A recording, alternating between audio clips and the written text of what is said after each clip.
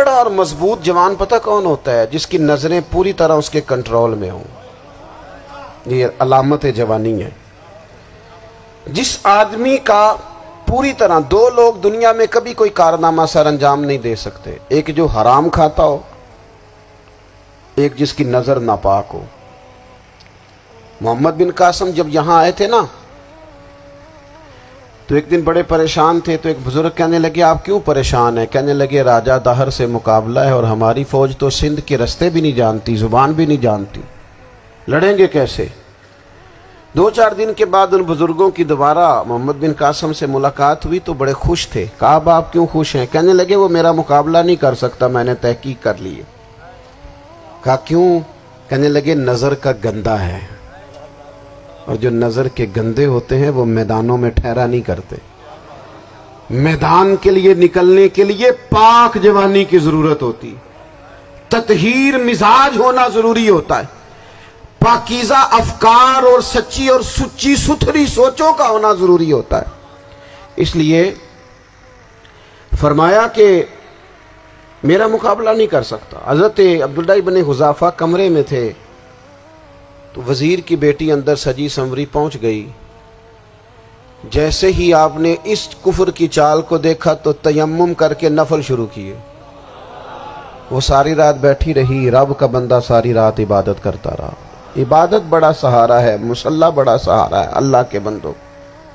صبح دروازہ کھولا، وزیر نے اپنی بچی سے پوچھنا چاہتا تھا رزلٹ کیا نکلا، تو وہ کہنے لگی پیچھے ہٹ جا، اب تیرا میرا تعلق کوئی نہیں، میں نے نبی پاک کا کلمہ پڑھ لیا.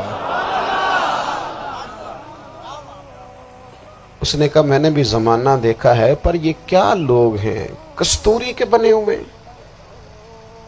سندل سے دھلے ہوئے، کہ میں ساری رات کمرے میں رہی اور 100 اور 1000 آدمی جس جوان کا مقابلہ نہ کر سکے، اتنا طاقتور جوان کمرے میں رہا اور اسے نظر اٹھا کے نہ دیکھا.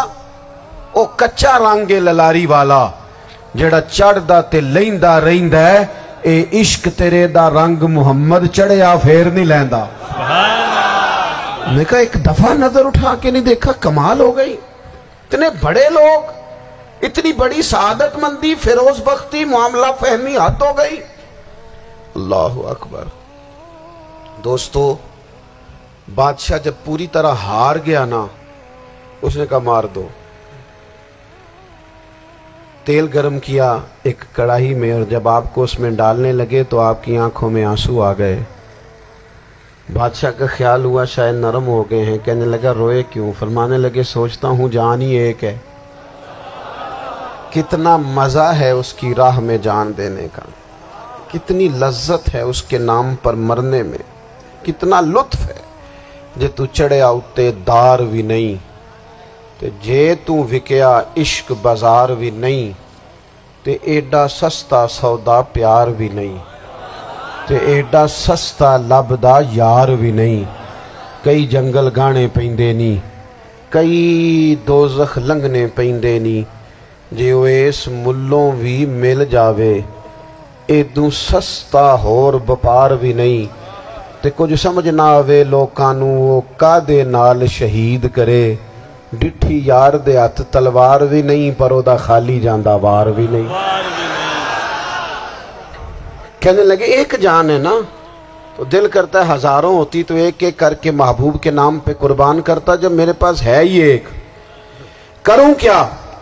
حضرت عبداللہ ابن حذافہ رضی اللہ تعالیٰ عنہ جب روئے اور بادشاہ نے یہ بات سنی تو بادشاہ اٹھ کے کھڑا ہو گیا. سارے وزیروں مشیروں کو کہنے لگا تم نے کہا تھا نا بندہ ضائع کرنے والا نہیں، یہ بھی ضائع کرنے والا نہیں. کہنے لگا میرا ماتھا چومو، تم جیسے لوگوں کو قتل نہیں کرنا چاہیے، آزاد کرنا چاہیے.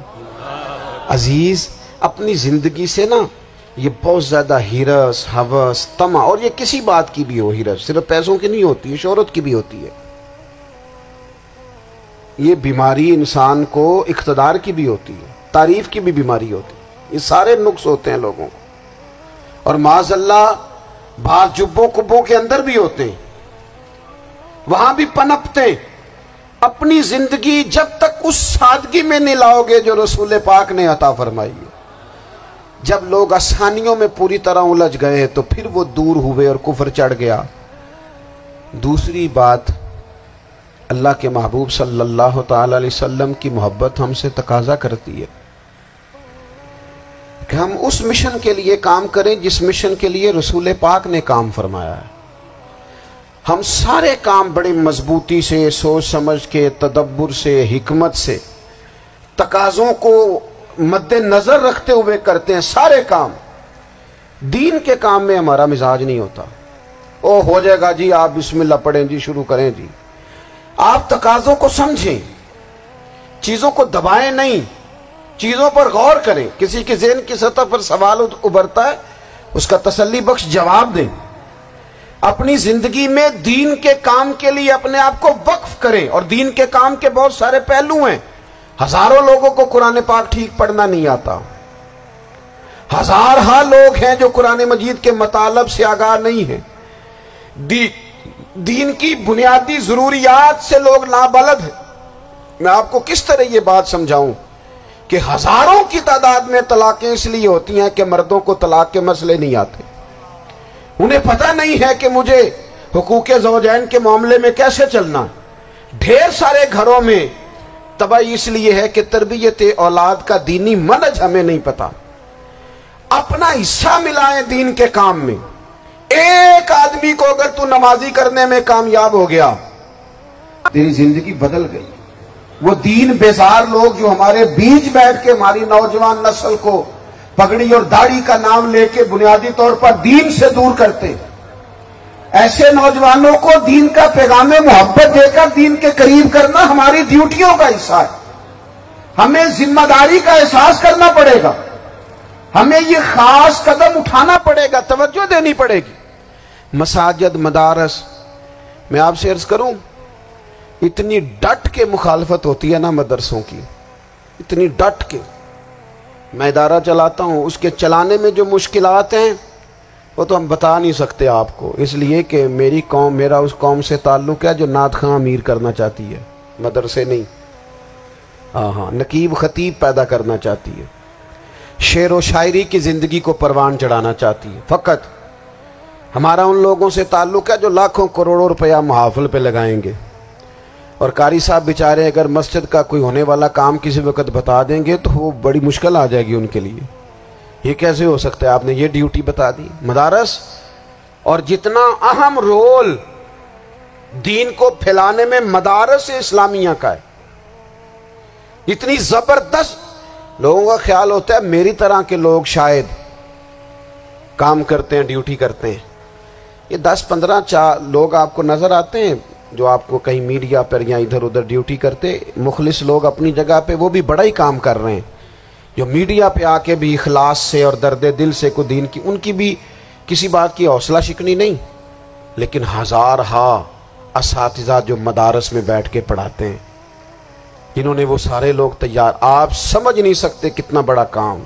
حفظ کا استاد جو ہوتا ہے نا، اس کی ڈیوٹی 24 گھنٹے ہوتی ہے، فجر سے پہلے، اور اس نے بچوں کو اٹھانا ہے۔ تنخواہ تو ہم انہیں دینا نہیں نہ چاہتے جی، تنخواہ نہیں دے دی انہوں نے، ہمیں مولوی امیر نہ ہو جانا۔ مولوی نو تے سوٹ بھی 27ویں والی رات دے ہے تاکہ کدھر سوان کے عید والے دن پا نہ لوے، چونکہ 27ویں تو بعد تے درزی پھڑتا ہی کوئی نہیں، کیوں حضرت؟ ایسا ہی ہے نا، اس وقت تو نہیں نہ لیتا۔ تو ہم چاہتے ہیں مولوی ہماری مرضی کے، ہماری طرح کا سوٹ نہ پہن لے۔